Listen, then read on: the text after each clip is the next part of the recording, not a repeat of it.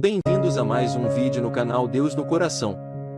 Que essa mensagem possa transformar a sua vida, que Deus lhe abençoe sempre, e jamais perca a fé em Deus, que o milagre irá acontecer. Padre Fábio, por que ocorre hoje tanta destruição familiar? Porque hoje as famílias não têm prevalecido, Padre. E o que devemos fazer para evitar isso? Hoje, a família ela sofre o tempo todo ataques muito violentos da sociedade. Esse jeito contemporâneo de viver, né? Esse jeito moderno que não favorece o vínculo. E aí, Natália, a gente precisa pensar que quando a gente analisa a questão da família, é o lugar onde isso explode. Mas a fragilidade dos vínculos afetivos humanos, ela está cada vez mais evidente em tudo, não é? As pessoas não estão muito dispostas a se doarem umas às outras. O mundo contemporâneo, com tudo aquilo que é próprio dos nossos dias, né? Aquilo que são as características do nosso mundo. Tudo muito transitório, tudo muito rápido, tudo muito fugaz. É muito difícil, o amor não sobrevive dessas pressas. O amor ele precisa de calma para acontecer, não é? Pode até se apaixonar rapidamente, mas a paixão dura um tempo e depois da paixão, a paixão é apenas a antessala do amor. O amor é aquele sentimento que a gente nutre uns pelos outros, que nos dá estabilidade mesmo. Ele exige tempo, ele exige fidelidade. E hoje, nesse mundo de tantas possibilidades, essa fidelidade tem sido muito ameaçada, tem sido muito difícil ser fiel nos dias de hoje. Por quê? Porque nós somos estimulados o tempo todo para novidades. Isso é característica dos dias de hoje.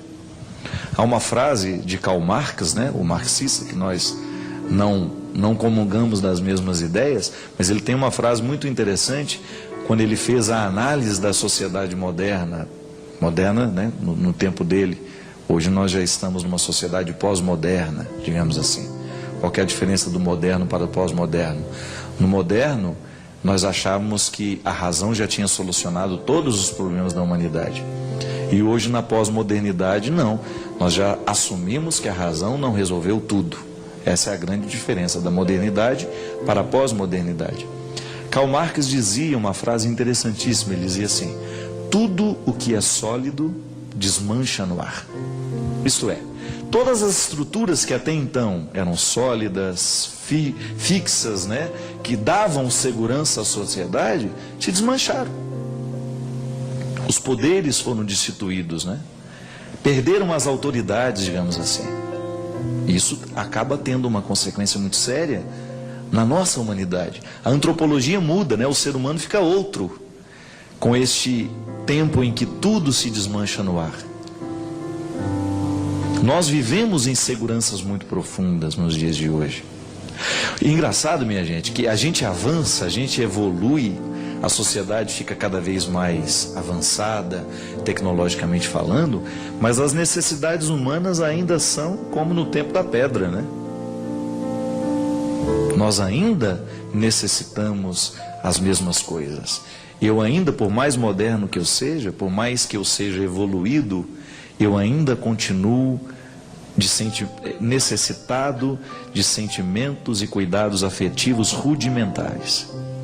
Aí como é que a gente concilia dentro de nós essa postura moderna que nós precisamos ter, avançado, né, de estar no mundo de hoje e dar conta de lidar com tantas possibilidades e ao mesmo tempo cuidar desse coração tão rudimentar, tão cheio de necessidades básicas, né? É o grande conflito hoje. Nós vivemos numa época em que essas necessidades rudimentares e básicas humanas estão sendo cada vez mais negligenciadas. Por quê? Por causa da fragilidade dos laços humanos. Em outros tempos, as pessoas pensavam 2, 3 vezes antes de se separarem, antes de darem fim ao casamento. Hoje não. Porque o nosso discurso, a nossa mentalidade, nos diz que nós precisamos ter pressa para resolver as coisas e que a nossa felicidade é urgente. Eu acredito mesmo que a felicidade é urgente. Mas essa urgência de ser feliz não pode nos retirar o bom senso de analisar as nossas escolhas.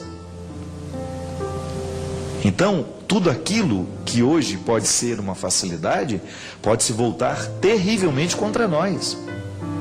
Então hoje a família sofre demais por causa disso, porque os seres humanos que constituem este núcleo familiar estão cada vez mais impossibilitados de viverem os laços definitivos.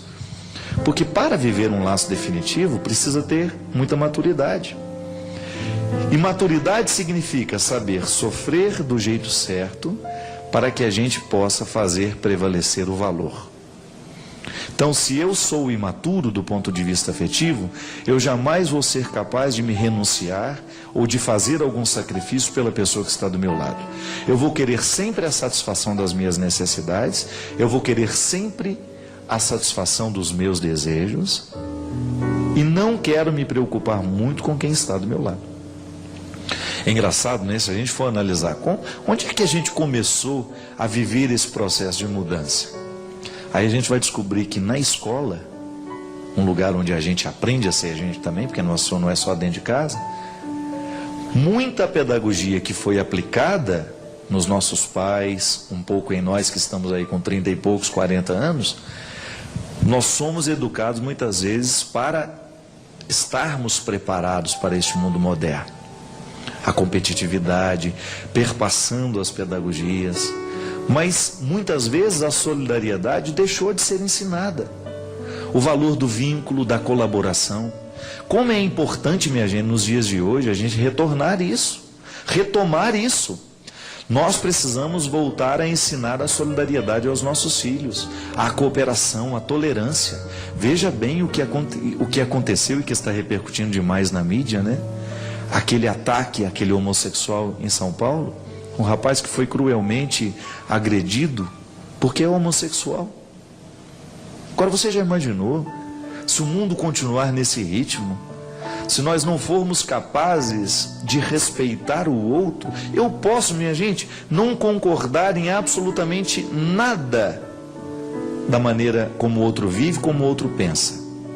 Mas eu preciso respeitá-lo. O que Jesus nos ensina antes de qualquer coisa é isso. A diferença existe no mundo e sempre existiu, vai existir, e cada vez mais essas diferenças vão ter coragem de se colocarem no mundo. Então a gente precisa ter muito cuidado para que a gente não se transforme num instrumento de ódio no mundo de hoje, justamente por causa do despreparo afetivo que nós temos. Você já imaginou agora uma pessoa ser agredida na rua por causa da opção sexual que tem? Se o mundo ficar assim? Onde é que está o nosso amor? Onde é que está o nosso respeito? E aí, minha filha, a família sofre também por causa das constantes invasões dentro da nossa casa, dos contravalores que entram dentro da nossa casa e começam a fomentar a cabeça dos nossos filhos, começa a gerar personalidade, começa a gerar jeito de ser. Quando é o início do programa, né? Quando a gente aprende que trabalhar não vale a pena, que é melhor roubar, que é melhor enganar. Gente, o que norteia uma pessoa, o que faz um ser humano ser quem é o caráter. E o caráter, ele é moldado desde o início da vida, desde quando nós começamos a perceber que a criança precisa aprender valores. Agora veja bem, se o contexto da pós-modernidade nos modificou demais, se nós estamos o tempo todo ávidos pelas possibilidades, mas incapazes de lidar com esses valores, de trabalhar esses valores dentro da nossa casa, a gente corre o risco de criar uma geração, uma sociedade cada vez mais precária, que não sabe amar, que não sabe colaborar, que não sabe respeitar, que não sabe conviver com a diferença. Eu não estou aqui motivando absolutamente nada. Eu não estou fazendo outra coisa senão dizendo que nós precisamos voltar a cultivar os valores dentro da nossa casa. Ensinar para os nossos filhos o amor ao outro, o respeito, mesmo que ele seja diferente de nós. A instabilidade dos laços afetivos hoje, ela tem sido causa de muitas violências, porque o filho que cresce sem pai, que cresce sem mãe, que cresce sem referência de autoridade, ele vai sair pela rua assim, achando que ele pode espancar todo mundo, que ele pode bater em todo mundo, que ele pode pegar o carro dele, que ele pode avançar o sinal. Por quê? Ele não aprendeu os limites. Está vendo que a estrutura familiar, ela é minada nessas coisas? É na ausência de formação das nossas crianças. Gente, ninguém quer ser marginal. Mas se nós não damos a oportunidade, as pessoas não vão vencer na vida. Marginalidade, o que é? É ficar à margem. É não entrar no pacote principal. Aliás, cada vez mais eu estou convicto de que todas as obras assistenciais, sociais que nós temos dentro da sociedade, tem que ser para gestar um novo jeito de ser gente. A minha atitude solidária, ela tem que estar diretamente ligada às instituições que trabalham na recuperação de pessoas. Na oportunidade de que as pessoas saiam da marginalidade, de que elas reencontrem o caminho da vida, de que elas comecem a trabalhar, que elas reencontrem a sua dignidade e voltem a dar conta da vida. Saiam da margem. A ação de Jesus sempre foi essa. Jesus encontrava as pessoas marginalizadas, isso é, fora, elas estavam jogadas fora. Ele trazia de volta todas as marginalizações possíveis, minha gente. Jesus trabalhou com a marginalidade social, com a marginalidade psíquica, com a marginalidade religiosa, emocional, física. Jesus olhava para aquele que estava de fora e convidava a vir para dentro. Era a grande mudança que ele realizava na vida das pessoas. Fazia uma faxina no coração. Eu me recordo que a minha mãe, de vez em quando a gente contava uma mentira, ela falava assim: ah, menino, vou te passar um sabão. O que era na expressão da dona Ana e de tantas outras mães que diziam a mesma coisa? Passar um sabão, o que é? Vou dar uma lixada na sua personalidade, né? Vou dar uma limpada nessa personalidade. Não precisa esperar o sabão vir do outro. Tenha coragem de você mesmo reconhecer nas suas indigências o que precisa ser lavado com sabão. A alma precisa dessa lavada de vez em quando. Para que quando a gente assistir a esses noticiários em que essas atrocidades acontecem, você ter a coragem de reconhecer: se eu não cuidar um pouco mais de mim, eu faço a mesma coisa. Reconhecer isso já é um grande passo. Passa um sabão na sua cara hoje também, eu vou passar na minha. E aí a gente melhora o mundo, sabe por quê? A gente começa a fazer a limpeza dele a partir de nós.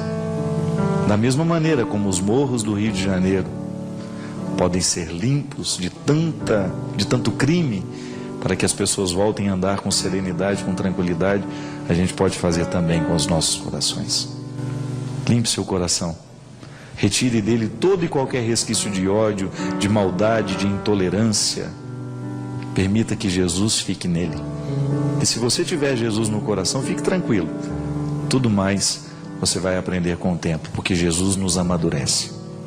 Jesus nos faz caminhar.